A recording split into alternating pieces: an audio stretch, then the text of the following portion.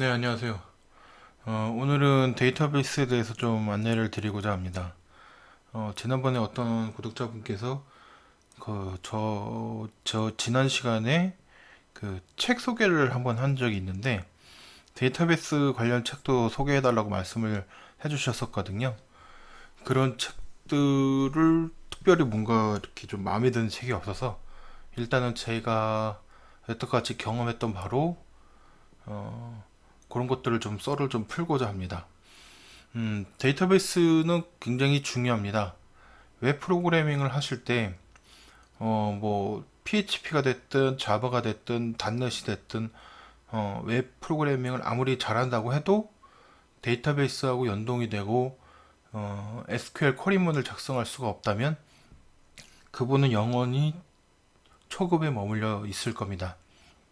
그만큼 쿼리는 굉장히 중요하고, DB는 굉장히 중요하고요. DB를 활용하지 못한다면 어떠한 사업도 할 수가 없는 상황이거든요.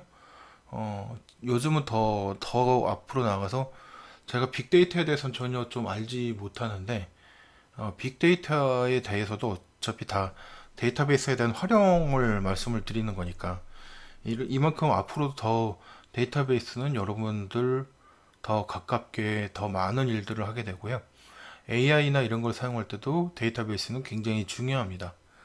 그래서 AI 쪽에서도 DB는 꼭 반드시 사용을 할 줄 알아야 되는 거고요. DB에 대해서는 뭐 여러 가지 중요성들이 있는데, 지난번에 한번 다른 컨텐츠에서도 말씀을 드린 적이 있지만, 어, 기본적으로 알아야 될 것들이 있어요. 그러니까 회사에 가기 전에 이런 것들은 꼭 알아두셨으면 좋겠습니다라고 말씀을 드린 게 있는데, 그 부분에 대해서 말씀을 드리면은, 첫 번째가 저장 프로시저입니다. 저장 프로시저를 할 줄 알아야만 음, 더 좋은데, 이 저장 프로시저를 어떻게 설명을 드릴까 하면, 어, 데이터베이스하고 연동을 해서 뭔가 회원가입을 할 때 그냥 자바나 PHP 단에서 회원가입 처리에 대한 셀렉트를 처리할 수가 있어요.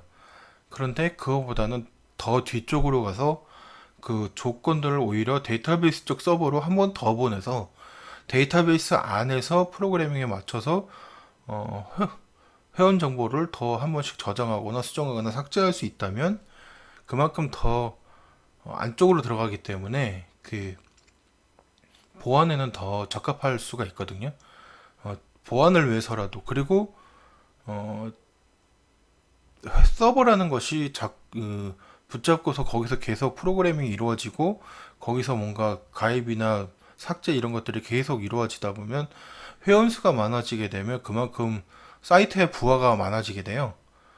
나 지난번에 한번 말씀을 드린 적이 있지만은, 회원 수가 좀 많은 곳에 취업을 하셔야 돼요. 그런 곳에 취업을 하셔서, 제가 다니던 회사는 회원 수가 100만 명이 좀 넘었던 회사가 있었는데, 그 회사에서 처리할 때 일반적으로 가입이나 이런 셀렉터에 대한 권한을 전부 프로그래밍 안에서 처리를 한다면, 그러니까 서버 단에서 처리를 하게 되면 많은 회원수가 많아질수록 사이트가 느려지게 되고, 나중에는 오히려 사용할 수 없는 상황까지 이루어질 수도 있습니다. 그런 것들을 방지하기 위해서 데이터베이스를 단으로 모든 정보를 넘겨서 데이터베이스 단에서 모든 저장이나 이런 작업들이 이루어질 수 있도록 넘기면, 서버 단은 와스라고 하는데요. 와스나 웹서버 단은 좀 더 많은 회원들한테 많은 정보를 더 빠른 시간 안에 보여줄 수 있는 그런 것들이 가능해지니까, 보안이나 그런 것도 그렇지만 사이트의 속도나 부하 면에서도 저장 프로시저, 영어로는 스토어드 프로시저라고 합니다. 그 프로시저에 대한 공부를 반드시 해두시는 것이 좋을 거고요. 그리고 두 번째가 어, 저장하거나 삭제를 할 때 그 데이터의 무결성이라고 하는데요. 데이터가 원하는 조건, 뭐 이 데이터가 한글인지, 뭐 아니면 숫자 범위에 있는지, 아니면 뭐 아니면 몇 A부터 몇 철자 안에 들어가는 글자인지 아니면 뭐 한글로는 기억부터 몇 글자 내에 들어가는 데이터인지를 걸러내서 그런 데이터의 무결성이 입증이 되면 데이터를 저장하거나 삭제하거나 수정할 수 있는 그런 작업들이 되고, 만약에 그 작업들이 안 된다면 1단계가 넘어가서 그 다음 작업에서 그런 것들이 데이터 무결성이 입증이 안 된다면 그 무결성을 이 입증이 안 되면 그 전에 했던 모든 작업들을 되돌리는, 다시 원래 데이터를 살릴 수 있는, 그거를 다른 말로 이제 여기서는 이제 트랜잭션이라고 하는데요. 트랜잭션을 한번 롤백이나 커밋이라는 것도 있습니다. 이런 것들을 한번 공부를 해두시는 것이 좋을 것 같고요. 그리고 또 하나 여러 가지 더 다른 조건들이 많이 있는데, 그 다음 세 번째가 커서입니다. 커서라는 것은 만약에 수많은 데이터가 100만 건 이상의 데이터가 쌓였는데 그 데이터 중에 중간에 어떤 일정 조건이 있는데 그 조건 안에 어떠한 데이터들을, 그 해당 조건에 맞는 데이터들을 하나씩 하나씩 고쳐 나가야 될 일이 생긴다면, 근데 그런 데이터들이 100만 건 중에 10만 건이라면 그 10만 건을 일일이 찾아서 고칠 수는 없죠. 그걸 하나씩 하나씩 다 바꿀 수는 없어요. 그 중에 한 칼럼을 뭐 1이었는데 2로 바꾼다거나 2였는데 3으로 바꾼다거나 이런 것들이 10만 건이 넘는다면 이걸 어떻게 처리하실 생각이신가요? 이 조건에 맞춰서 한꺼번에 처리할 수 있는 방법이 바로 커서입니다. 커서가 어떤 것인지는 좀 더 자세하게 나중에 한번 말씀을 드릴 일이 있을 것 같고요. 그리고 그 다음은 서브 쿼리입니다. 서브 쿼리는 보통 실무에 들어가면 이건 최선의 조건입니다. 보통 뭐 셀렉트거나 아니면 뭐 업데이트든 딜리트든 보통 한 테이블이나 두 테이블 가지고 하지를 않아요.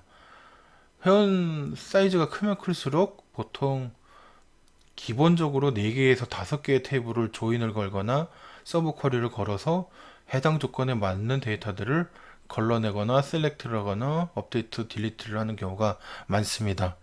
그런 식으로 서브 쿼리나 조인, 이너 조인과 아우터 조인 이런 것들이 있는데요. 이 조인에 대한 것도 한번 공부를 해 두시는 것이 좋을 것 같습니다. 제가 여태까지 말씀드린 이 네 가지는 정말 최소한의 것이고요. 이 정도까지는 공부를 하고 가셔도 아마 처음부터 다시 배워야 될 일이 많으실 겁니다. 그렇지만 이 조건은 한번 듣고 가는 거와 그냥 가는 거는 차이가 있으니까 꼭 한번 따로 공부를 하시고 그리고 가시는 게 좋을 것 같습니다. 그리고 또 제가 책을 좀 설명을 드리는 것도 좋은데, 제 채널에 오시면은 제 채널에 제가 구독하고 있는 분이 있습니다. 그런 분들 중에 DB 쪽 전문가들도 있으니까 그 분들 채널에도 한번 검색을 해보시는 게 좋을 것 같습니다. 책을 보시는 것도 좋지만 실질적으로 동영상으로 DB 전문가 채널들이 많이 있으니까 그런 채널들을 보시고 거기서 공부를 해보시는 것도 권해드립니다. 책으로 아무리 봐도 소용이 없어요. 실질적으로 직접 해보지 않는 이상 뭐 프로그래밍도 뭐 마찬가지지만 특히 데이터베이스는 더욱더 눈으로만 보라고 만든 게 아닙니다. 직접 해보시지 않으면 아무런 실력 향상이 이루어지지 않으니까요. 직접 해보고 경험하시는 것을 강력하게 권해드립니다. 오늘은 여기까지 하겠습니다.